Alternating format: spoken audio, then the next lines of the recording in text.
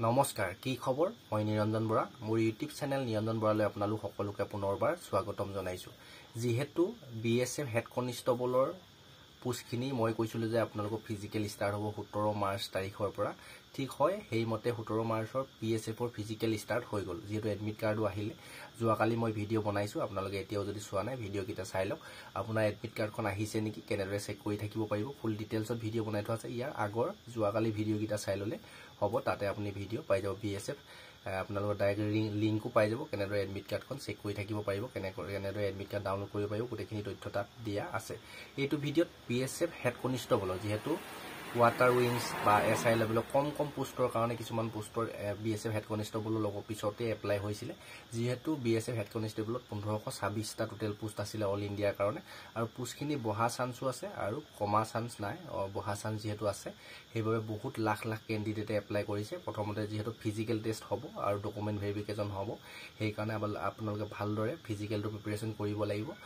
ফিজিক্যালটো অলপ হাৰ্ড হয় ইমান ইজি নহয় 6 মিনিট 30 সেকেন্ডত লৰাই 1600 মিটাৰ মাৰিব লাগে আৰু ছোৱালী 800 মিটাৰ 4 মিনিট 45 সেকেন্ডত মাৰিব লাগে যাৰ ওভাৰৱেট আন্ডাৰৱেট নাই তেওঁলোকৰ কাৰণে হয় ইমান হাৰ্ড নহয় যিসকল ওভাৰৱেট আন্ডাৰৱেট আছে যিসকল হেড কনষ্টেবল পোষ্টৰ কাৰণে ৰখি থাকে যাৰ হাইট নাথাকে জিডিত যাবলৈ বা যিসকল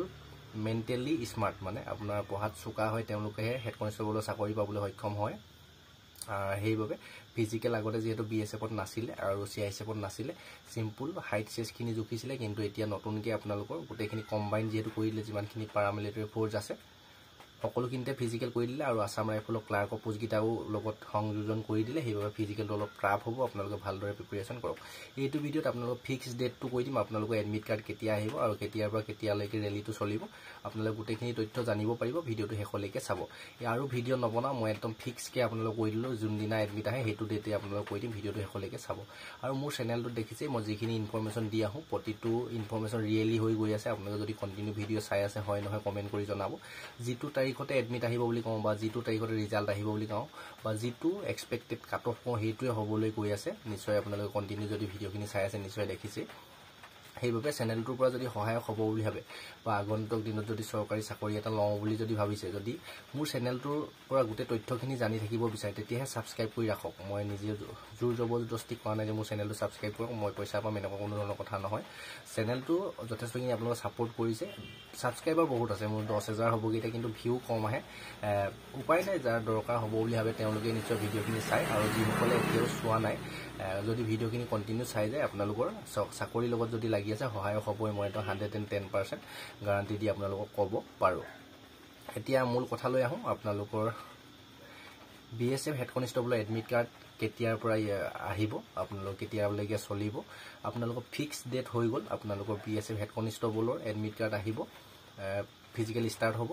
17 এপ্ৰিলৰ পৰা মে মাহলৈকে যেহেতু ফিজিক্যাল চলিব বুলি মই আগতে কৈ দিছো 17 এপ্ৰিলৰ পৰা বিএসএফ হেড কনষ্টেবল আপোনালোকৰ ৰানিং ষ্টাৰ্ট হ'ব আৰু মে মাহৰ 17 তাৰিখলৈ সম্পূৰ্ণ এক মাহ চলিব বিএসএফ হেড কনষ্টেবল এএসআই আৰু আসাম ৰাইফলৰ ক্লাৰ্কৰ যিমানখিনি পোষ্ট আছিল গোটেইখিনি কম্বাইন কে যেহেতু এবাৰ পাতিছে গম পাই বিএসএফ নডেল এজেন্সি আপোনালোকৰ 17 এপ্ৰিলৰ পৰা 100% আপোনালোকৰ ফিজিক্যাল ৰানিং ষ্টাৰ্ট হ'ব এতিয়া কথা হ'ল এডমিট কাৰ্ড কেতিয়া আহিব এডমিট কাৰ্ডটো আপোনালোকৰ আহিব তাৰ 5 পৰা 10 দিনৰ আগত ধৰি দিওক 17 এপ্ৰিলত যদি আপোনালোকৰ ফিজিক্যাল ৰানিং ষ্টাৰ্ট হয় তেতিয়া আপোনালোকৰ 10 এপ্ৰিল তাৰিখে এডমিট কাৰ্ড ডাউনলোড কৰিব আপোনালোকে নিশ্চয় পাৰিব বা তাতকৈ 2 এদিনৰ আগতো পাৰিব পাৰে না তাতকৈ 2 এদিনৰ পিছতো পাৰিব পাৰে এটা ফিক্স ডেটটো কৈ দিলো আপোনালোকক আৰু মই এডমিট কাৰ্ডৰ ওপৰত ভিডিও নবনা আপোনালোকে 17 এপ্ৰিল তাৰিখৰ পৰা ৰানিং ষ্টাৰ্ট হ'ব সেইভাবে আপুনি এতিয়াও যদি প্ৰিপাৰেচন কৰা নাছিলে